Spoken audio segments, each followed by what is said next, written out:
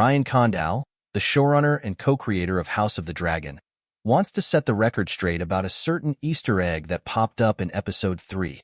During the events of The Burning Mill, which aired on HBO last week, Queen Rhaenyra Targaryen, Emma Darcy, sends her younger children away from Dragonstone for their own protection after an assassination attempt, tasking her stepdaughter, Lady Rhaena, Phoebe Campbell, with their care.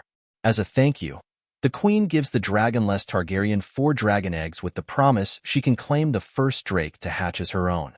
3 of those eggs looked like the same ones that found themselves in the possession of Daenerys Targaryen, Emilia Clarke, and hatched into Drogon, Rhaegal, and Viserion during the events of Game of Thrones. Geeta Patel, who directed this particular HOTD episode, told Mashable in an interview, "Those are Daenerys eggs. All of us who work on this show are big Game of Thrones fans, so it was very exciting to shoot that scene." However, Condal now clarifies to Entertainment Weekly that those eggs are not definitively Dany's. "I think the fun of the history as it was written is that there's room for interpretation," he says. "I like to think of it as one possible future." Patel's quotes quickly made the rounds among the Game of Thrones fandom because they would provide a different origin to the eggs than the one author George R.R. Martin left readers within his books. In particular, Fire and Blood, his history of the Targaryen Empire, seems to track the eggs' journey to Essos long before the events of the Dance of the Dragons, the Targaryen Civil War chronicled on House of the Dragon.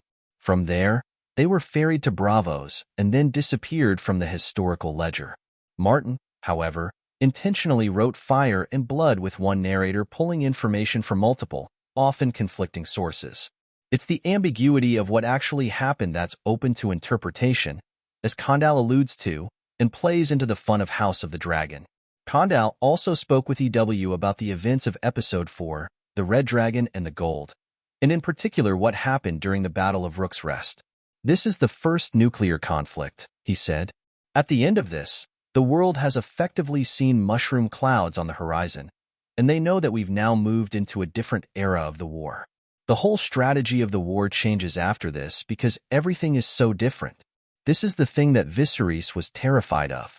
This is the thing that Rhaenys, sitting at her council table, was terrified of.